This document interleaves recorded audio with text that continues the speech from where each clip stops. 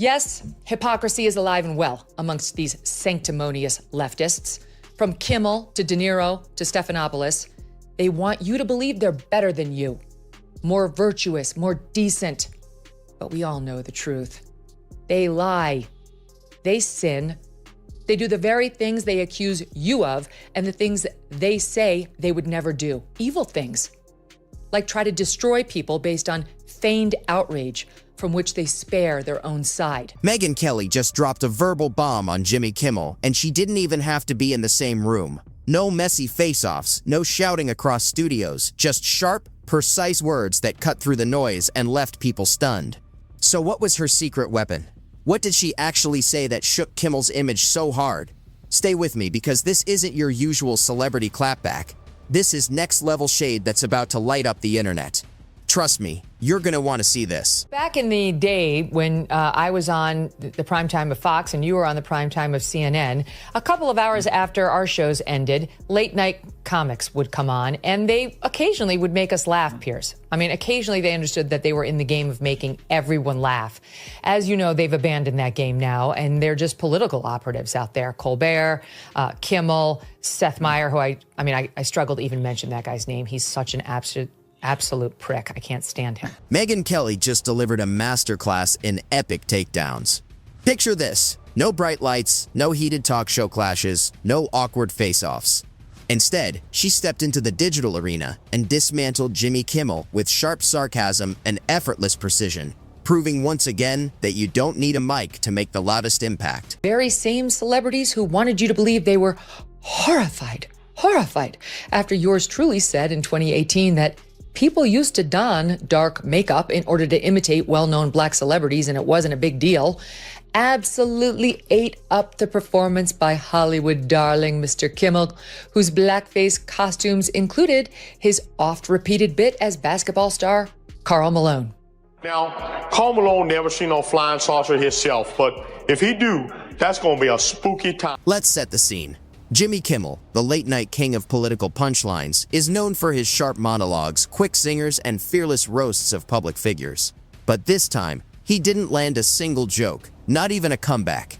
Megyn Kelly stepped into the spotlight, did all the damage, and left Kimmel in total silence. That's right, no response, just the kind of silence that stings and lingers. You know how much it costs to produce Jimmy Kimmel's show?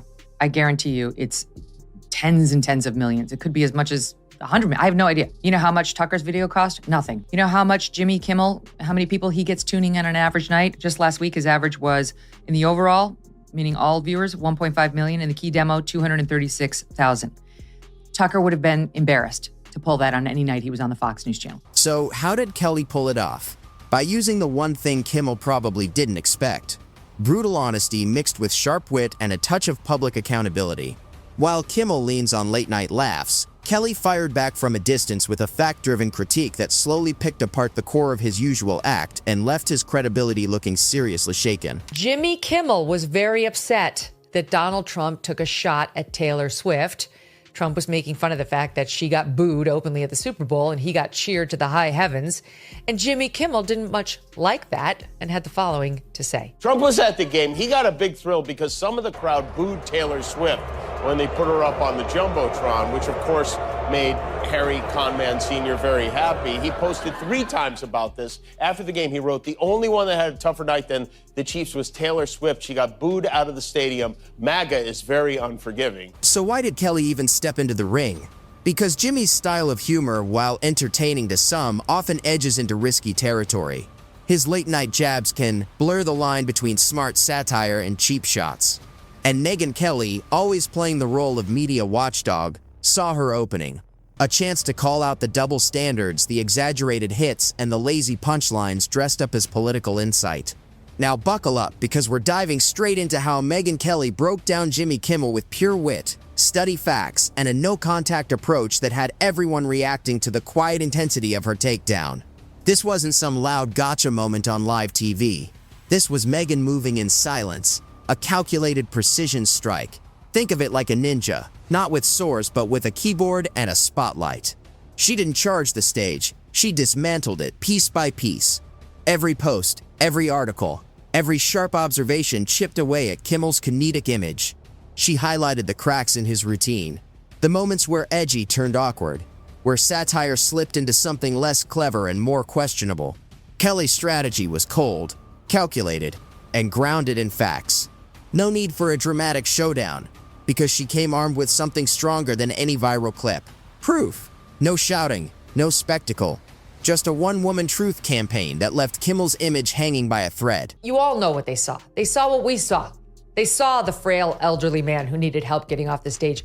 They're just too chicken shit to tell us about it because they accurately deduced that he could still be the Democratic nominee and they don't want to ding him up. Maybe you give Barbara a pass. Who gives a damn what this singer saw or says? But you know what? Jimmy Kimmel happens to be employed by ABC, which happens to have a rather large news organization. And he has been one of President Trump's most vocal critics. Where are you, Jimmy? On vacation? Not good enough. She didn't just challenge Kimmel, she broke him down piece by piece.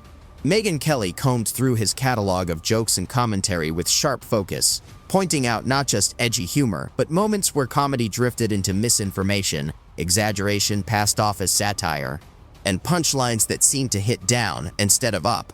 These weren't just harmless jokes, they formed a pattern, and she made that clear. Picture her at a desk, headphones on, screen glowing, going through clips, reading transcripts, and analyzing every line. Like a precision surgeon, she pulled apart the weak spots in Kimmel's routine with striking accuracy. This wasn't a typical roast. It felt more like a careful breakdown of a comedic image starting to crack. What made Kelly's approach stand out was how controlled it was. She didn't raise her voice or throw direct insults. Instead, she let the material speak for itself. Each post, each critique, worked like a clean cut, steady, deliberate, and hard to ignore. No back and forth, no dramatic showdowns.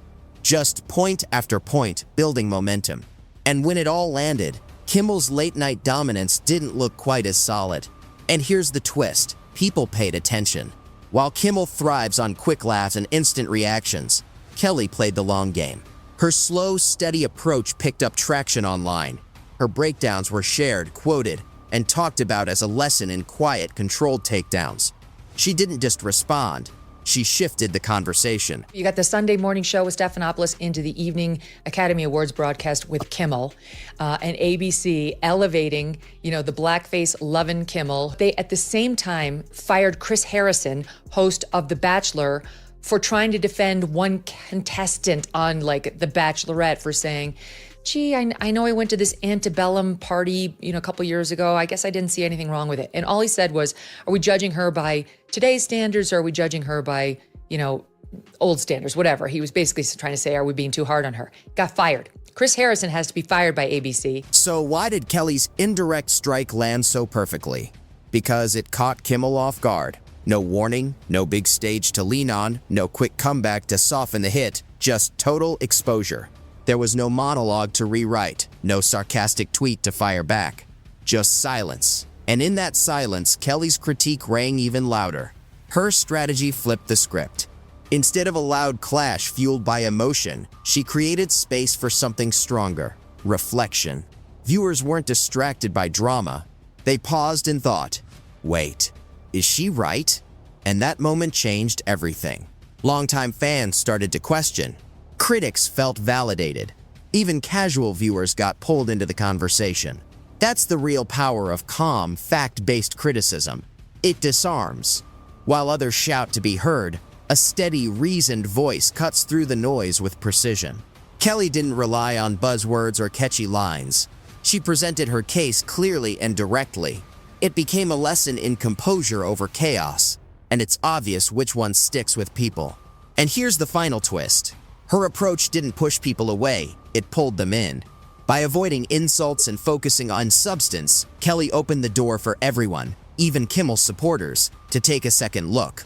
She didn't force agreement, she invited examination, and that's what made her takedown hit so hard. Just this past 2 weeks, they had the Kennedy Center honors the other night where Joe Biden couldn't say Dionne Warwick. He kept calling her Diane, and he didn't know who Barry Gibb was. He kept calling him Billy. You know who else was honored? At the Kennedy Center. You know who else?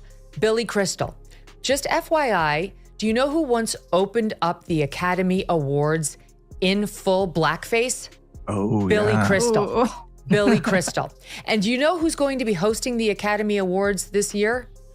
Jimmy Kimmel. The brilliance of Kelly's approach was in its subtlety. It didn't scream for attention, it slipped quietly into public discourse, cutting through the usual noise and embedding itself in conversations where loud, flashy attacks would have been ignored. By staying off the main stage, she avoided the chaos of public spats, interruptions, defensive spins, and petty back and forths. She remained untouchable, cool, calculated, in complete control. A strategist working from the shadows, unfazed and deliberate. Then comes the genius of patience. While late-night comedians chase quick laughs, instant reactions, and viral clips that disappear by morning, Kelly played the long game. Her critiques didn't fade. They simmered, circulated, sparked discussion, and gained momentum over time. Instead of a fleeting 24-hour trend, she created a sustained wave of reflection that kept people talking. In the end, Megyn Kelly didn't just take Kimmel apart, she redefined the battlefield. What could have become a messy, headline-chasing clash became a precise, controlled operation. No cameras, no applause, no shouting, just cold, hard facts, razor-sharp wit, and a strategy that left a permanent mark. Last night was the 96th Academy Awards show, and while you might have missed it, there was one clear winner. No, not Oppenheimer. It was sanctimonious leftists for their lead role in pretending they are better than you. Winner number one, Jimmy Kimmel. For the fourth time, Kimmel hosted the Oscars before an adoring crowd of Hollywood stars who laughed and curried favor with the man who wore blackface so many times. Yes, some of the very same celebrities who wanted you to believe they were horrified after yours truly said in 2018 that people used to don dark makeup in order to imitate well-known black celebrities. And what does that say about Jimmy Kimmel? His silence says it all. The final touch on an ice-cold takedown. By not responding, whether out of shock, strategy, or sheer speechlessness, he handed the narrative straight to Kelly. In a world fueled by reaction, giving up that control is a major win for her.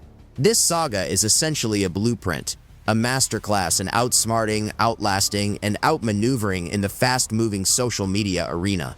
Megyn Kelly didn't yell. She didn't brawl. She used patience, facts, and precision to land a blow that will echo for a long time. Sure, Jimmy still has his monologues, his laughs, and his live audience, but there's a new player in town. Quiet, sharp, and armed with facts. Megyn didn't just step into the game, she rewrote the rules. Here's the twist. She didn't need the spotlight to dominate. She leveraged her digital reach, turning every tweet, post, and analytical jab into a viral shockwave. In a world full of noise, she showed that restraint, executed with deadly precision, can hit harder than 1,000 punchlines. No spectacle, no shouting, just one calculated, fact-packed knockout that left Kimmel's audience scrolling back, rereading every word and thinking, wait, did that really just happen? Now, I will tell you, he's not the worst. The Daily Show has the worst ratings. They only have 366,000 people watching that show. During the Jon Stewart years, it was over 2 million. Now it's down to 300,000. Seth Meyers, absolutely dreadful. He doesn't even have 1 million, 778,000. I mean, for network television, this is, you don't have to pay for it. It's there when you turn on your TV, you plug it in. That's a dreadful number. Picture it. No flashy lights, no sound effects, just the quiet, crushing impact of words carefully chosen and dropped like chess pieces in a high-stakes endgame. And in this match, Megyn Kelly was the grandmaster. She didn't flip the board or storm off in anger. She played in silence, moving with precision until Kimmel was cornered in checkmate, without ever having to utter her name. This wasn't about fireworks or drama, it was strategic elegance. What made it lethal was her restraint. No yelling, no mudslinging, just composure that cut deep. Her dismantling of Kimmel's late-night persona was a brutal ballet, graceful, intelligent, and relentless. Every move chipped away at his curated image, exposing cracks in his comedic foundation. And Kimmel? He had nothing to offer in return. His silence spoke volumes. It wasn't just the absence of a comeback, it was the sound of being thoroughly, elegantly outplayed. In a culture that thrives on chaos, she showed that whispers travel farther than screams. Her attack didn't need a mic, it needed clarity and timing. With surgical precision, she peeled back the layers of Kimmel's humor, monologues that fell flat, political jabs that overshot, and jokes that slid into bias. This wasn't petty, it was forensic. People noticed not just the critique, but also the craftsmanship behind it. Kelly didn't just throw shade, she held up a mirror, showing how comedy can mask accountability. And when the truth comes wrapped in poise and precision, people stop scrolling. They stare. Kimmel's silence lingered. No tweets, no punchlines, just the sound of an empire shaken. Was it strategy, shock, or the realization he'd been checkmated in a game he didn't know he was playing? Beyond the personal victory, Kelly's moves revealed a seismic shift in media battles. Gone are the days when the loudest voice wins. Now it's about controlling the narrative, backing wit with facts, and playing the long game. She proved that silence isn't surrender, it's power in disguise. The aftermath? A media buzz around this new kind of takedown. No shouting, no meltdowns, just cold truth delivered with surgical precision. Suddenly, the spotlight wasn't on Kimmel. It was on his cracks, the gaps in his armor, the man behind the microphone. In the end, Megyn Kelly didn't just outplay Jimmy Kimmel, she taught a masterclass in winning in the digital age. This wasn't a headline-chasing spat, it was a blueprint for the future of public takedowns. Sharp, smart, and devastatingly quiet. Jimmy may still crack jokes at midnight, but Megyn? She just became the reigning queen of the silent roast. Next time someone whispers about media feuds, remember this one, because sometimes the loudest blow lands in total silence, and if you listen closely, you could still hear the echo.